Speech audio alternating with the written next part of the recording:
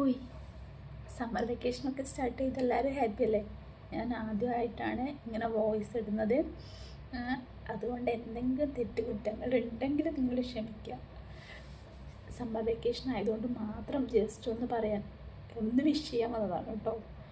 എന്താണെന്ന് വെച്ചാൽ നിങ്ങൾക്കറിയാം, വീട്ടിൽ എന്തായിരിക്കും ഇനിയുള്ള സിറ്റുവേഷൻസ് എന്നോ, എവിടെ ഒളിക്കണം, എങ്ങനെ ഒളിക്കണം, ഏത് തരത്തിലുള്ള പ്രകടനമായിരിക്കും ഇനി മുന്നോട്ട്, ഒന്നും ആർക്കും അറിയില്ല. സത്യം പറഞ്ഞാൽ ഇനിയാണ് അവർ നമ്മളെ കൂട്ടത്തിൽ, കുട്ടികൾ നമ്മളെ കൂട്ടത്തിൽ എപ്പോഴും ഉണ്ടാകുന്ന ടൈം. ഞാൻ ഇന്ന് രാവിലെ എൻ്റെ വീട്ടിൽ വിളിച്ചപ്പം അമ്മ പറഞ്ഞു, ഇനി എങ്ങനെ കിട്ടി ഇങ്ങനെ വെറൈറ്റി രണ്ടെണ്ണങ്ങൾ എന്നോട് ചോദിച്ചു. ഞാൻ പറഞ്ഞു കിട്ടി. എന്നിട്ട് എന്നോട് പറഞ്ഞു, എന്ത് ചെയ്യണമെന്ന് എനിക്കറിയില്ല, പറമ്പിൽ പണിയെടുക്കാൻ പോകണോ, ആടിന് തീറ്റ വേണ്ട, എങ്കിലും ആടിനെയും കൂട്ടിയിട്ട് പോയിട്ട് വൈകുന്നേരം വരാം എന്നൊക്കെ എന്നോട് പറഞ്ഞു. അതാണ് അവസ്ഥ. കാരണം എൻ്റെ ആ ചുറ്റുവട്ടത്തിലുള്ളവർക്ക് ഇവർ രണ്ടാളുടെ അടിയും പിടിയും കാര്യങ്ങളൊക്കെ നന്നായിട്ടറിയാം.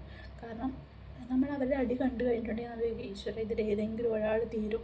കാരണം അതുപോലെയുള്ള അടിയും പിടിയും ഒക്കെയാണ് അവർ ചെയ്യുക. പക്ഷെ അങ്ങനെ പറയാൻ പാടില്ല. എങ്കിൽ കൂടി അവർ ചെയ്യുന്നത് കണ്ടു കഴിഞ്ഞാൽ നമ്മൾ സ്വയം അങ്ങനെ ആയിപ്പോൾ ഏകദേശം വീടുകളിലൊക്കെ ഇങ്ങനെയാണെന്നാണ് എൻ്റെ വിശ്വാസം. കാരണം സ്നേഹിച്ച് കഴിയുന്ന കുട്ടികളുണ്ട് കേട്ടോ, ഇല്ല എന്നൊന്നും പറയില്ല. പക്ഷേ ഒരു ഏജ് വരെ അവരങ്ങനെ ആയിരിക്കും. പക്ഷേ ഒരു കാര്യമുണ്ട്, കണ്ടില്ലെങ്കിൽ പിന്നെ ചോദിക്കുന്നത് അവനെ കണ്ടില്ലല്ലോ, കുറച്ച് മുന്നേ അല്ലേ ഇവിടെ കണ്ടേ എന്നൊക്കെ ചോദിക്കും. കാണുകയും വേണം, കണ്ടു കഴിഞ്ഞാൽ കീരിയും പാമ്പും, ഇതാണ് അവസ്ഥ. പക്ഷേ ഒറ്റൊരു കുട്ടി മാത്രമുള്ള പേരൻസ് അങ്ങനെ നിർത്തരുത്. അതാണ് എൻ്റെ റിക്വസ്റ്റ്. എന്തുകൊണ്ടാണെന്ന് വെച്ചാൽ അപേക്ഷയാണ്.